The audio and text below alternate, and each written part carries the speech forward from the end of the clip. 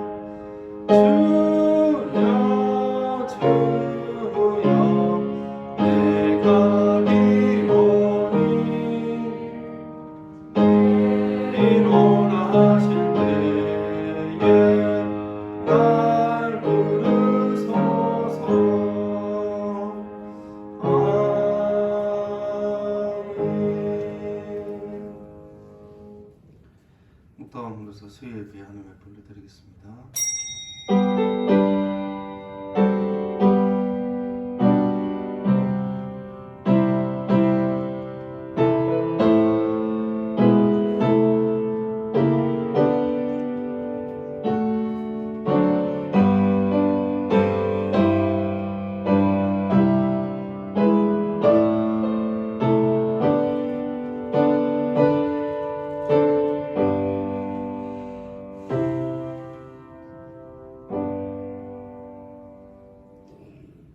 하나님 아버지, 오늘도 저희를 불러주시니 감사드립니다. 말씀 가운데 함께하여 주시고 또 하나님이 주시는 말씀 가운데 은혜를 누리는 귀한 시간 되게 하여 주옵소서. 예수님의 이름으로 기원합니다. 아멘. 90장 찬양 드리겠습니다.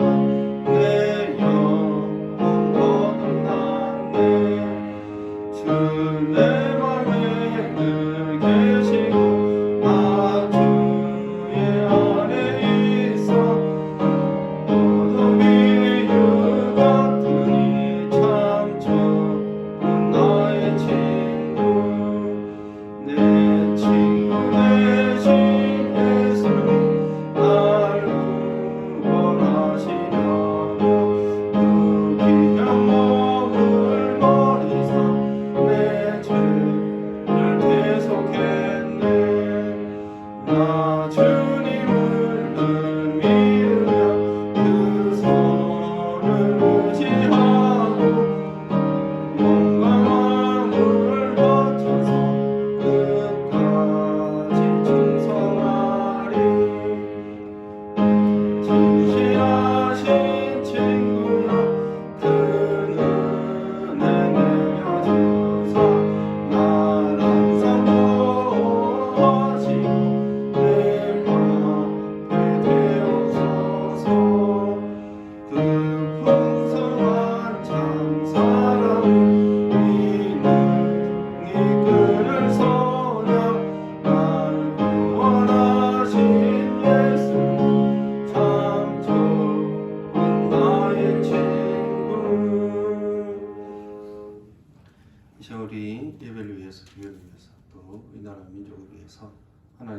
함께 해주시고 주여 선하게 다스려 주시옵소서. 우리 주여 한번 부르고 기도하겠습니다. 주여 하나님 아버지 감사드립니다. 오늘도 우리를 불러주시고 예배드리게 해주시니 감사드립니다. 우리의 생각과 삶과 마음이 어떠하든지 간에 하나님 예배받기에 합당하신 하나님이시기입니다. 하나님 앞에 예배드리기를 원합니다. 주님 함께하여 주시고 성령께서 도우시기 원합니다. 우리를 또 사단이 틈타지 않도록 하나님께서 역사하여 주시옵소서. 하나님 말씀을 전하며 듣습니다. 하나님 아버지 믿으면 하나님의 말씀을 말미암는다 말씀하셨사오니 하나님 말씀을 들음으로 하나님 아버지 우리의 믿음이 더욱더 자라나게 하시고 견고할 수 있도록 하나님께서 인도하여 주시옵소서. 또한 이 코로나 가운데서도 하나님 아버지 점차로 잡혀지게 하시고 하나님 아버지 완전히 종결될 수 있도록 하나님께서 역사하여 주시옵소서. 이 세대 가운데서 하나님 믿음을 지키기 어려운 환경 가운데서 하나님 도우시기를 원합니다. 하나님께서 상황과 환경을 인도하여 주시고 우리의 믿음을 붙들어 주시옵소서. 또한 하나님 아버지 나라 민족 가운데 하나님 함께해 주시기를 원합니다. 하나님 대통령 선거가 하나님 아버지 절정치 않는 상황 가운데서 우리 하나님 선하게 인도하여 주시고 선하게 역사하여 주시옵소서. 주여 내와 하나님 아버지 선한 다스림이 이 나라 민족 가운데 있을 수 있도록 하나님 역사하여 주옵소서.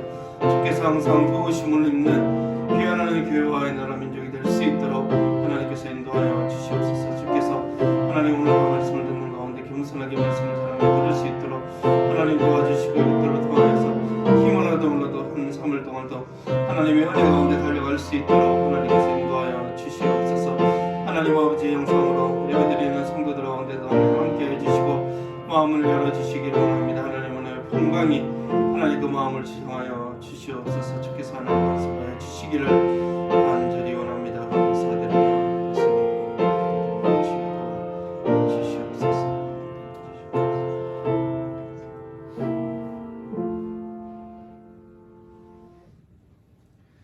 하나님 아버지 오늘도 하나님의 말씀을 듣습니다. 주의 말씀이 우리의 마음을 새롭게 하여 주시고 또한 코로나 가운데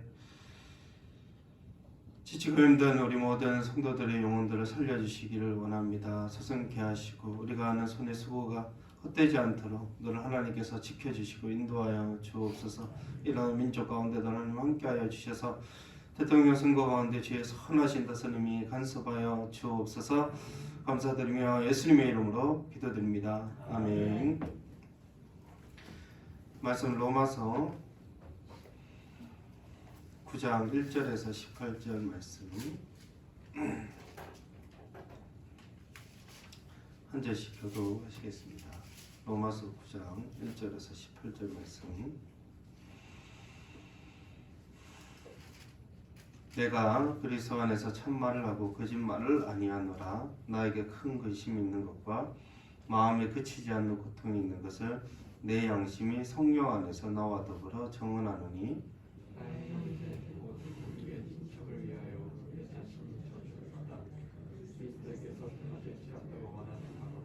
그들은 이스라엘 사람이라. 그들에게는 양자됨과 영광과 언약들과 율법을 세우신 것과 예배와 약속들이 있고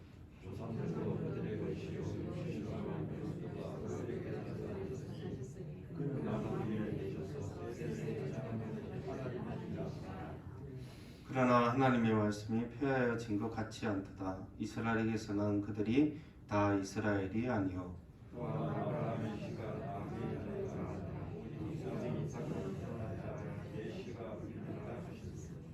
곧 육신의 자녀가 하나님의 자녀요 육신의 자녀가 하나님의 자녀가 아니요 오직 약속의 자녀가 시로 여기심을 받았느니라.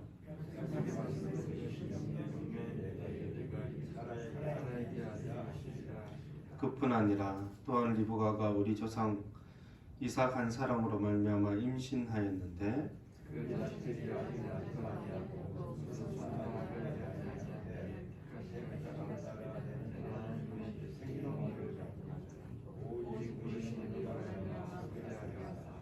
리브가에게 이르시되 큰 자가 어린 자를 섬기리라 하셨나니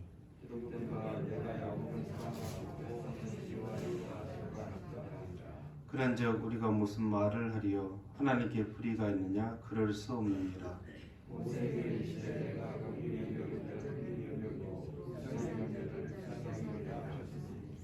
그런즉 원하는 자로 말미암음도 아니요 다른 박질하는 자로 말미암음도 아니요 오직 긍휼히 여기시는 하나님으로 말미암음이라.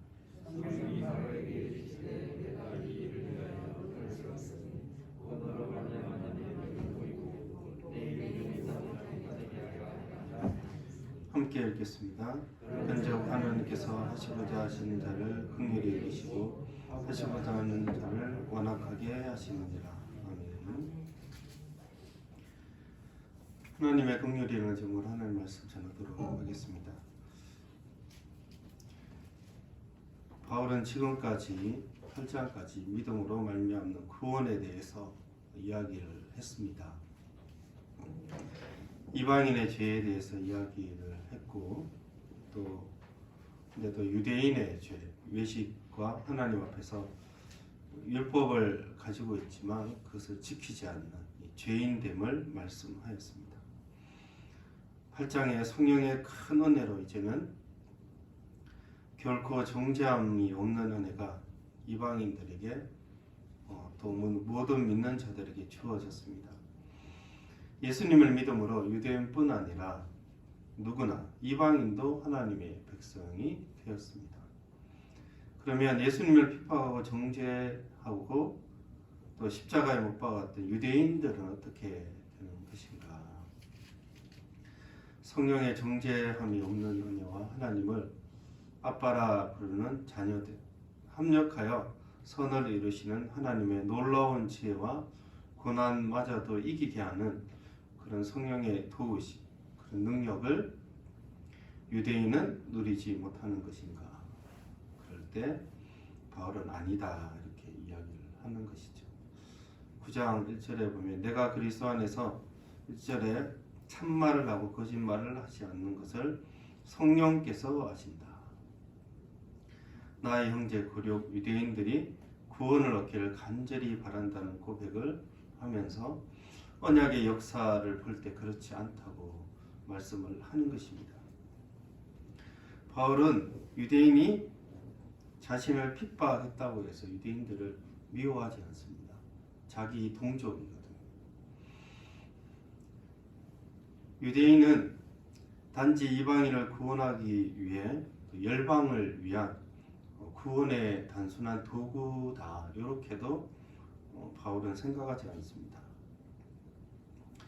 본인 자신이 저주를 받아 그리스도에게로 끊어질지라도 간절히 그들이 구원을 얻기를 바라는 것입니다.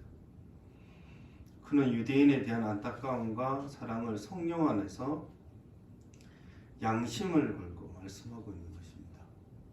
성령과 내가 양심을 걸고 이야기하는데 유대인들이 엄청 나를 핍박하고 죽이려고 했지만 그럼에도 불구하고 유대인에 대한 사랑이 그에게 있는 것이죠.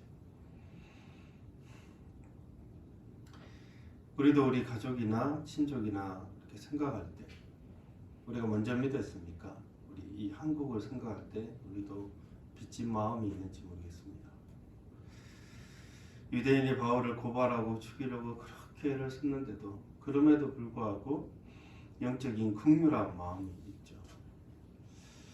우리도 우리 가족들 볼 때, 이웃들 볼 때, 또 어쩌면 이웃보다 더 못한 게 가족들이 싸울 때 그런 상황이라고 이야기하지만 그럼에도 불구하고 인간적인 관계는 불편할 수 있지만 영적인 안타까운 마음이 우리에게 있는지를 한번 이렇게 돌아보면 좋겠습니다. 그리고 좀 바울의 말씀처럼 좀 성령 안에서 이 자신의 민족 유대인이 구원을 얻기를 간절히 바라는 그런 마음과 같이 기회 주실 때마다 우리 가족, 친구, 이웃들에게 복음을 전하는 저와 여러분 되기를 주의 이름으로 축원합니다. 복음이 차별이 없다고 했는데 교만한 유대인들은 버려진 것인가? 그렇지 않다. 그들에게는 4절에 보시면 양자됨과 영광과 언약들과 율법을 세우신 것과 예배와 약속들이 있었습니다. 아브라함으로부터 시작해서 내가 너로 큰 민족을 이루고 복이 될 것이다 약속하셨죠. 야곱, 이스라엘이 되었잖아요. 그리고 모세를 통하여 율법을 주시고 출애굽하고 또 성전을 세우게 하셨습니다. 무수히 많은 은혜와 하나님의 영광을 민족적으로는 이스라엘이 누렸습니다.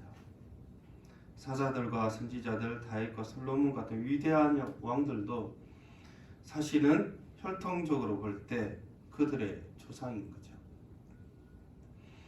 구약을 볼 때 모든 하나님의 복은 민족적 유대인들의 것이었다 해도 과언이 아니었습니다. 심지어 5절에 보시면 그리스도도 육신적으로는 그들에게서 나셨습니다. 얼마나 놀랍고 대단합니까? 여러분, 예수님이 저는 조가인데 조가다 이렇게 생각하면 어떻겠어요? 김가다 아니면 이가다 박가다. 담임 목사님 저는 한 가지다 이렇게 생각합니다. 그거는 자부심이 있잖아요. 아, 우리 족보 예수님 났어 이렇게 얼마나 자부심 있겠습니까? 근데 이 유대인들은 구약으로부터 쭉 하나님의 그 모든 축복을 받은 거예요. 세상에 가장 큰 축복받은 민족이 있다면 유대인인 거죠. 그러나 유대인들은 하나님의 아들을 십자가에 못 박았고 그를 통한 하나님의 구원 계획을 부정했고 믿지 않았습니다. 예수 안 믿는다는 것은 하나님 안 믿는 것입니다. 예수님 안 믿는다는 것은 구약을 통하여서 그들에게 큰 축복과 영광을 허락하신 그 하나님을 통째로 부정하는 것이죠. 그렇다면 하나님의 말씀과 이 유대인을 향한 약속들이 폐하여진 것인가? 6절 같이 한번 읽어보겠습니다. 시작. 이스라엘에서는 그들이 다 이스라엘의 씨가 아니요 7절까지 읽겠습니다. 또한 아브라함의 씨가 다 그의 자녀가 아니라 오직 이삭으로부터 난 자라야 내 씨라 부르리라 하셨으니 아멘. 바울의 이야기는 그것입니다. 그렇지 않다. 구약에서도 아브라함의 씨가 다 그의 자녀가 아니었다.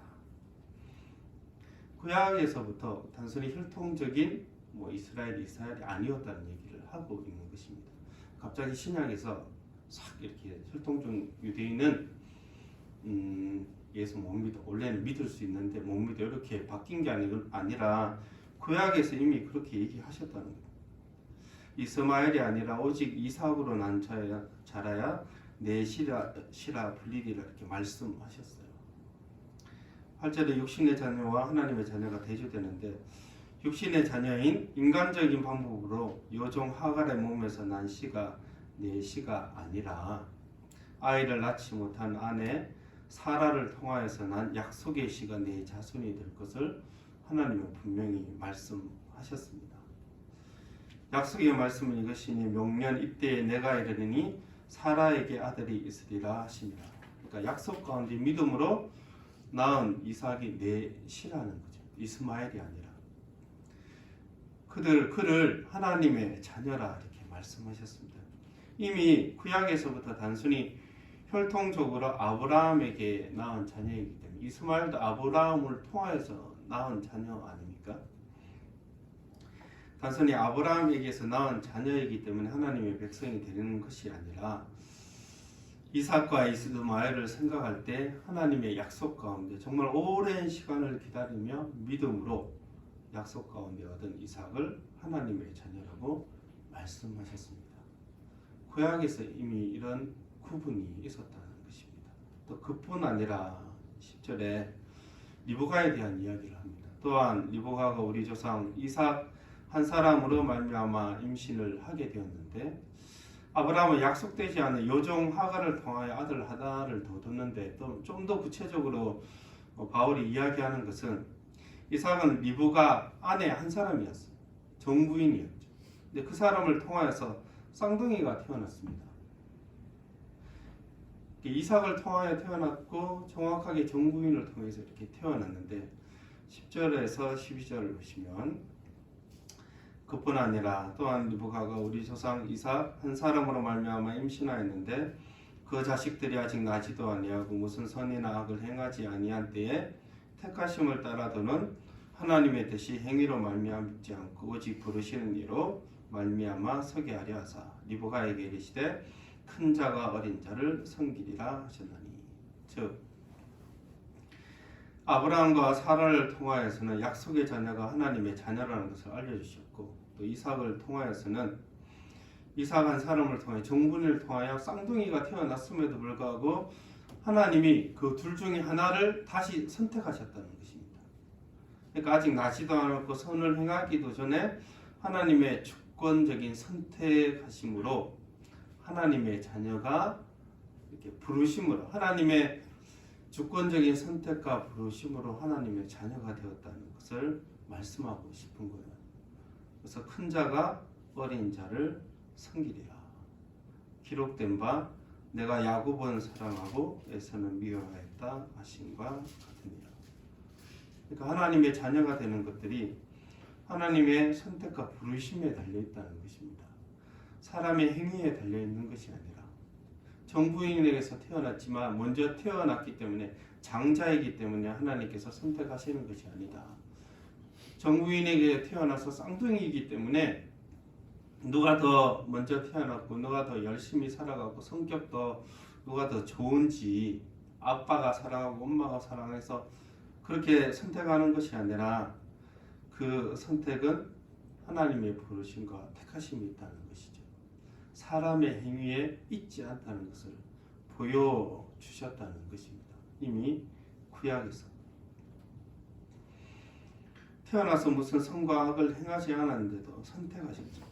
절대 단순히 장자이기 때문에 선택하거나 어떤 것들을 행함으로 부르시지 않았다는 것을, 근본적으로 오직 하나님의 자녀가 되는 근본적인 원인은 부르시는 이로 말미암았다는 것을 바울은 이야기를 하고 싶은 것입니다.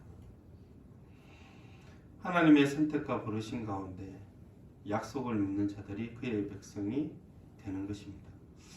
여러분, 세상적으로 볼 때 이 당시의 고대 근동의 어떤 환경으로 볼 때는 장자인 에서를 선택해야만 마땅하다고 생각할 것입니다. 둘 다 정부인이고 그러면 장자를 선택해야 되지 않냐. 아니면 세상은 행함으로, 실력으로, 아니면 뛰어난 혈통이나 가문으로 하나님께 인정받는 것을 생각했겠지만 바울은 그렇지 않다. 이미 구약에서부터 하나님의 기준은 그분의 부르심과 그분의 주권적인 선택이 있다는 것을 말씀하셨습니다. 구약으로부터 기준은 그분의 선택과 부르심이었습니다. 여러분, 하나님의 은혜와 능력이 가장 잘 드러나는 방식이 하나님의 택하심과 부르심 가운데 약속을 믿어 구원을 얻으며 그의 백성이 되는 것입니다. 그래서 에베소서 1장 4절에 보면 함께 읽어보겠습니다. 시작. 우리를 택하사 우리로 사랑하면서 그 앞에 거룩하고 흠이 없게 하시려고. 구원의 근본적인 원인은 하나님의 택하심과 부르심, 그 가운데 믿는 것이죠. 행위에 있지 않게 하기 위한 것입니다. 혈통적으로 나지 않는다는 것을 하나님은 분명히 구약에도 보이셨고 신약에도 그것을 확정하셨습니다. 여러분, 이것에 대해서 우리도 철저해야 합니다. 내가 구원을 얻은 이유를 나의 공로로 돌리는 순간, 그것이 행위든 나의 좋은 성품이든, 가족 중에 누가 나를 위해 기도해 준 것이라 이렇게 생각할 때, 그 중보 기도 자체에 큰 의미를 돌리는 순간 우리는 구원을 오해할 수 있고 우리의 구원의 삶이 우리 의를 주장하는 타락된 모습을 보이게 될 것입니다. 여러분, 부르심과 구원에 있어서는 어떤 불순물도 용납하면 안 됩니다. 하나님의 은혜 가운데 죄 많은 우리를 부르셨고 성령의 도우심으로 말씀 가운데 우리는 믿은 것입니다. 이 영적인 순서는 분명해야 되는 것이죠. 여러분, 그 크신 은혜를 우리가 기억하며 하나님의 주권과 부르심을 생각할 때 이 타락한 나도 하나님께서 부르셨구나 이렇게 생각할 때 우리에게 늘 감사와 영광을 하나님께 올려드리는 저와 여러분 되기를 주의 이름으로 축원합니다. 14절 같이 한번 읽겠습니다. 시작. 무슨 말을 하리요? 하나님께 불의가 있느냐? 그럴 수 없느니라. 아멘. 하나님께서 선택하시고 부르셨다고 하는데 그걸 알겠는데 근데 이게 공평하지 못한 거 아니냐 이렇게 생각할 수 있습니다. 공평하지 못한 것 같은데 아무리 약속 가운데 부르시고 장자를 선택하지 않으시고 세상의 방식을 기준으로 삼지 않는다고 해서 그러면 우리 요즘에 유행하는 역차별 아니냐 이렇게 생각할 수 있습니다. 근데 바울은 그럴 수 없다. 그리고 그 이유를 모세를 들어 이야기를 하고 있습니다. 하나님께서 모세에게 말씀하셨죠. 내가 긍휼히 여길 자를 긍휼히 여기고 불쌍히 여길 사람을 불쌍히 여기겠다. 그래서 원하는 자나 본인이 원한다고 해서 다름질하는 자로 말미암는 것이 아니라 사람의 의지나 사람의 열심에 달려 있는 것이 아니라 물론 죄인은 하나님께로 오려고도 하지 않겠지만 어쨌든 사람의 의지나 열심에 달려 있는 것이 아니라 오직 긍휼히 여기시는 하나님으로 말미암아 된다는 것을 모세로부터 먼저 말씀을 하셨습니다. 그래서 이 선택과 부르심은 죄인을 불쌍히 여기시는 하나님의 긍휼하심으로부터 나오는 것입니다. 성경이 바로에게 이르되 내가 이 일을 이스라엘 구원을 얻기 위하여 너를 세웠다 이렇게 말씀하셨죠. 너로 말미암아 내 능력을 보이려고 내 이름이 온 땅에 전파되게 하려 함이라 하였으니 그러니까 바로를 이스라엘을 구원하는데 하나님의 능력을 보이고 그분의 이름을 드러나기 위해서 세우셨습니다. 이 가장 악한 자를 하나님의 능력과 이름이 온 땅에 전파되게 하려고 도구로 사용하신 것이죠. 이스라엘을 핍박하는 이 절대 권력자이며 이미 너무나 악했던 그를 하나님은 그 구원 사역을 위해서 사용하셨고 그렇게 사용하셨음을 만천하에 드러내셨습니다. 그래서 하나님은 하고자 하시는 자를 긍휼히 여기시고 하고자 하는 자를 완악하게 하셨습니다. 근데 이렇게 완악하게 했다고 이렇게 이야기할 때 원래는 바로가 좀 착했고 좀 하나님 좀 믿으려고 했는데 완악하게 했다 이런 뜻이 아니라 원래 악한데 그 악한 것들을 버려두셨다는 것입니다. 원래 악한데 악한 대로 버려두시고 그것을 이스라엘 구원을 위하여 사용하셨다는 것이죠. 그런 의미에서 긍휼히 여길 자를 긍휼히 여기고 완악하게 하는 자를 내가 완악하게 했다 이렇게 말씀을 하시는 것입니다. 물론 이 이야기를 들어도 뭐 하나님 마음대로네 이렇게 생각할 수 있는데 근데 여러분 우리 모든 사람들이 긍휼히 여길 만하다 이렇게 생각하는데 성경을 기준으로 볼 때 우리 모든 사람들은 긍휼히 여길 만한 자격이 하나도 없는 거예요. 우리는 긍휼히 여길 만한 사람을 긍휼히 여기고 완악할 사람을 완악히 여긴다 이렇게 이야기했다. 하나님이 둘 중에 하나 본인 좋아하는 대로 이렇게 선택하시는구나 이렇게 생각하는데 그렇지 않습니다. 모든 사람들이 숭악한 죄인이죠. 모든 사람들이 저주받고 하나님께 심판받고 지옥에 갈 만큼 충분한 죄인입니다. 근데 오직 공의로우시고 사랑이신 그분이 약속 가운데 어떤 사람들에게 긍휼을 베푸시는 것입니다. 사람이 보기에 공평치 않아 보이지만 하나님은 철저히 바로라는 왕이라 할지라도 긍휼히 여김을 받지 못할 수 있다는 것을 보여주셨죠. 오직 공의와 사랑이 완전한 분께서 구원 사역을 이끌어 가십니다. 모든 사람들이 죄를 범하여서 하나님의 영광에 이르지 못하였는데 하나님의 긍휼하심은 어떤 많은 사람들이 받고 있는 것입니다. 모든 사람들이 정죄와 심판을 받고 하나님의 영원한 그 지옥 심판에 떨어져야 하는데 정말 누군가가 하나님의 긍휼 가운데 구원을 얻는 것입니다. 여러분, 선택이란 누군가가 구원을 얻고 누군가가 버림을 받는다는 그런 단순한 논리가 아니라 모든 사람들이 구원을 얻지 못하는데 하나님의 구원하심으로 어떤 사람들이 믿음 가운데 구원을 얻는다는 데 있는 것입니다. 선택과 부르심은 참 인간이 알 수 없는 그런 영역이 있음에도 불구하고 그 선택과 부르심이 하나님의 이기적인 성품이 아니라 그분의 긍휼하심이라고 바울은 이야기를 하고 있는 것입니다.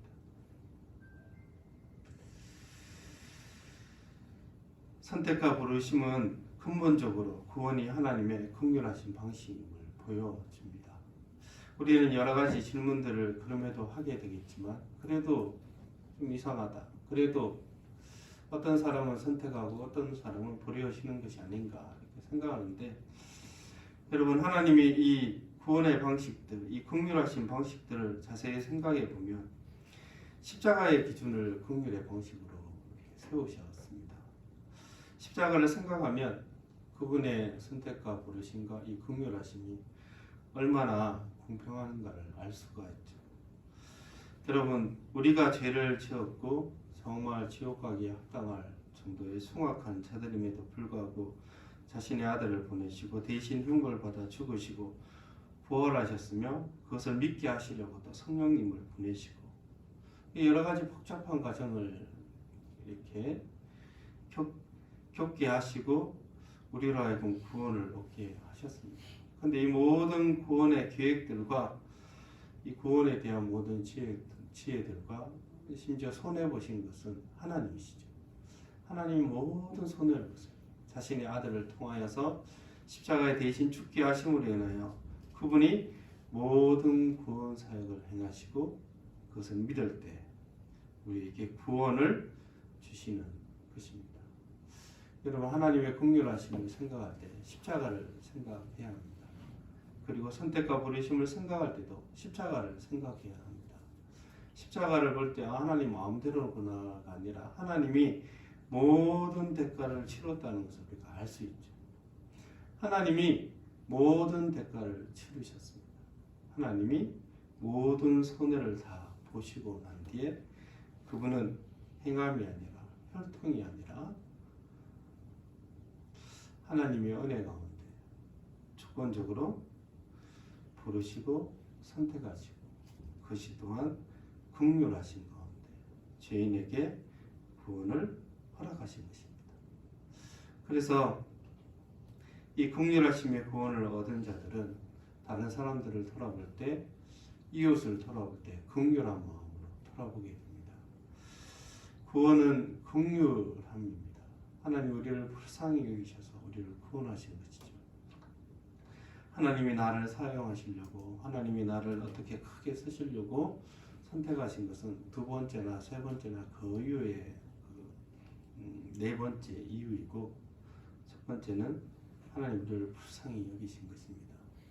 내가 그렇게 불쌍히 여길 만큼 그런가? 나는 뭐 괜찮은데 이렇게 생각한다면 아직 구원에 대해서 깊이 있게 생각을 하지 않는 것입니다.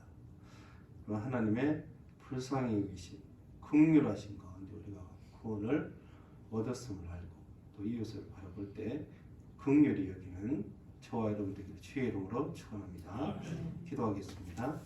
하나님 아버지 감사드립니다. 우리를 긍휼히 여기셔서 우리로 하여금 예수 그리스도를 믿어 구원을 얻게 하셨습니다.